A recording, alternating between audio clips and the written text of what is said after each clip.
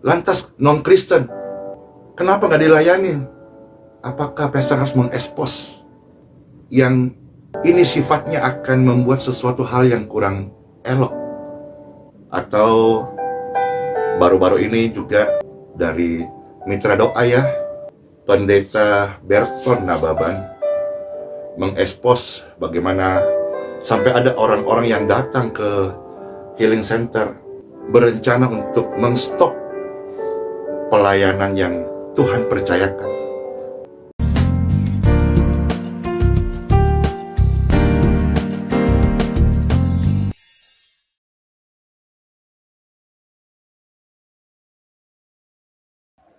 Shalom, salam sejahtera dalam kasih Tuhan kita Yesus Kristus.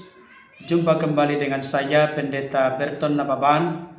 Pada kesempatan ini saya akan membahas satu topik yang penting, respon atau tanggapan Pastor Andi Simon atas kedatangan 3 pendeta yang menyatakan pesan roh supaya pelayanan itu dihentikan, kalau tidak Tuhan yang menghentikan.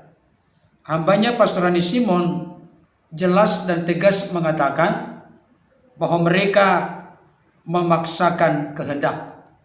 Sebelum saya lebih jauh memberikan beberapa catatan penting berkaitan dengan ulasan dari hambanya Pastor Andi Simon, ada baiknya kita saksikan dulu tayangan berikut ini.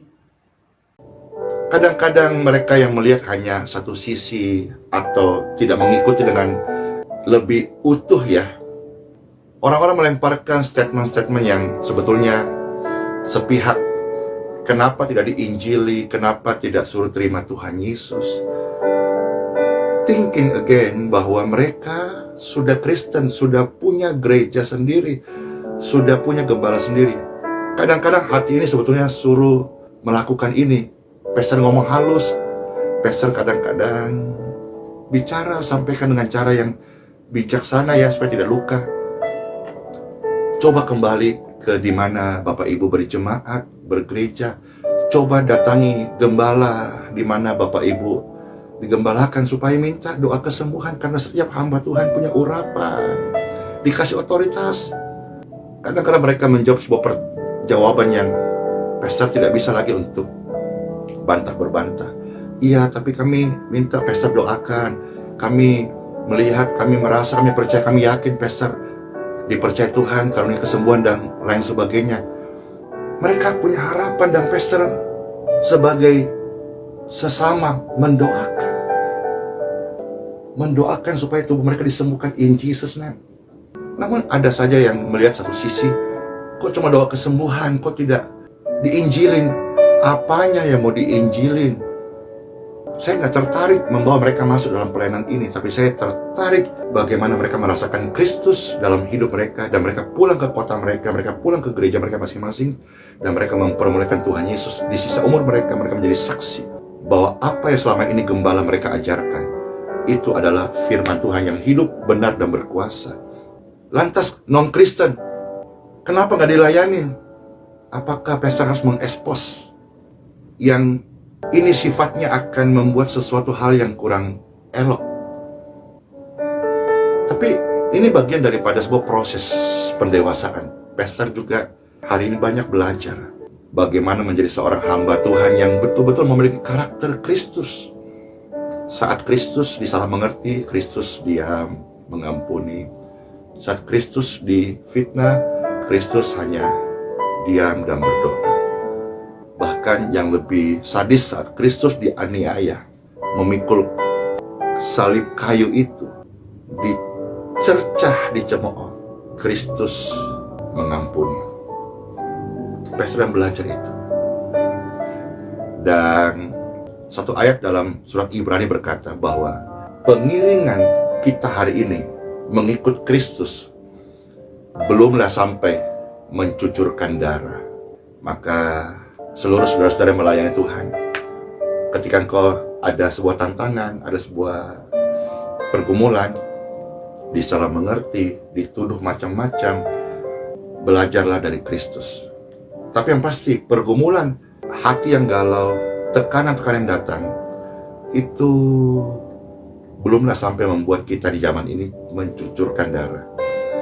Paling serangan hari ini ya dari perkataan, atau baru-baru ini juga dari mitra doa ya, Pendeta Berton Nababan mengekspos bagaimana sampai ada orang-orang yang datang ke Healing Center berencana untuk menstop pelayanan yang Tuhan percayakan.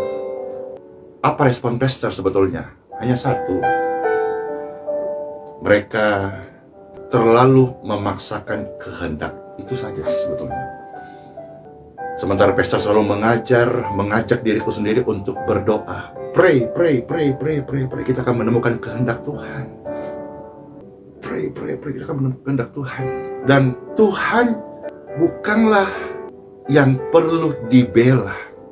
Tuhan Yesus, Pastor Andy kenal, yang menyelamatkanku, bukan pribadi yang perlu dibela. Dialah yang membela saya. Jadi dalam mewartakan kabar tentang dia atau menjalankan kehendaknya, tidak perlu kita memaksakan kehendak. Itu membuat orang-orang justru takut.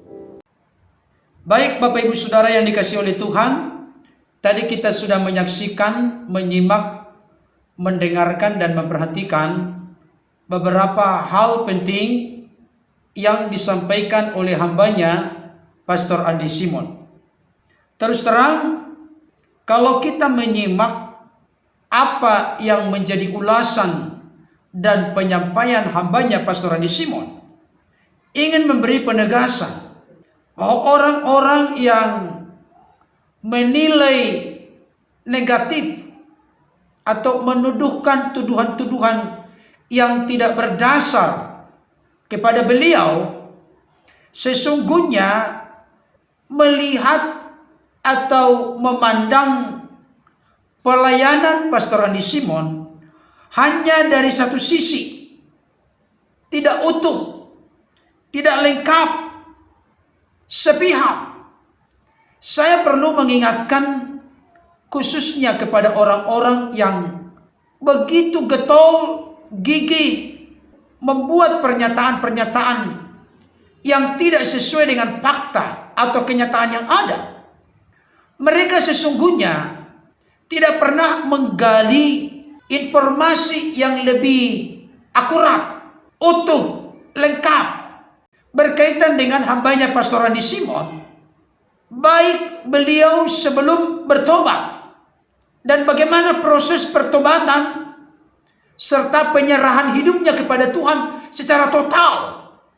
Bagaimana hambanya Pastor Andy Simon merintis pelayanan dengan berbagai perjuangan yang begitu berat dan besar, dan tentunya kekuatan diberikan oleh Tuhan dalam melewati seluruh proses tantangan, pergumulan, kesulitan dalam pelayanan. Jadi apa yang diraih oleh hambanya Pastor Andy Simon sekarang ini, itu bukan seperti semudah membalikkan telapak tangan. Ada harga yang harus dibayar berkaitan dengan perjuangan kehidupan, berkaitan dengan bagaimana mempersiapkan diri untuk benar-benar sesuai dengan apa yang Tuhan mau, inginkan dan kehendaki. Saudaraku yang dikasihi oleh Tuhan, saya perlu menyampaikan, saya sendiri pun yang terus mempelajari, bahkan belajar banyak hal dari hambanya Pastor Andy Simon, sekalipun umur beliau jauh lebih muda dari saya. Bukan memuji diri.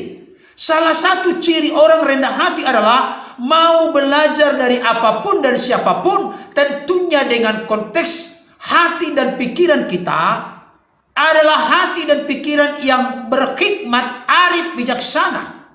Hati yang tetap berdiri di atas dasar kebenaran firman Tuhan.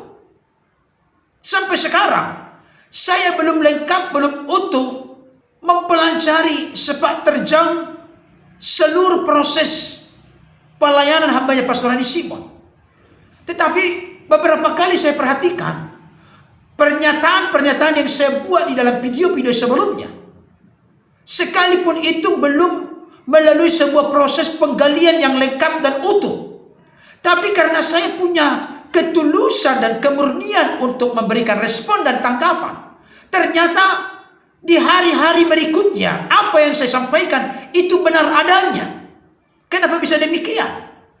Karena tidak ada sentimen pribadi, iri hati, kedengkian, kemarahan, tidak ada hal-hal yang palsu di dalam diri saya. Pernah saya berkata misalnya, hambanya Pastor Adi Simon setia dalam perkara-perkara kecil, maka Tuhan percayakan perkara besar. Belum beberapa lama saya sampaikan itu, beliau menyampaikan firman Tuhan sesuai dengan itu. Artinya apa yang saya sampaikan benar adanya. Dan bukan hanya itu, melalui apa yang disampaikan hambanya tadi, saya sudah sampaikan jauh-jauh hari sebelumnya. Ada hal-hal tertentu yang perlu dipublik. Ada hal-hal tertentu yang bersifat privat.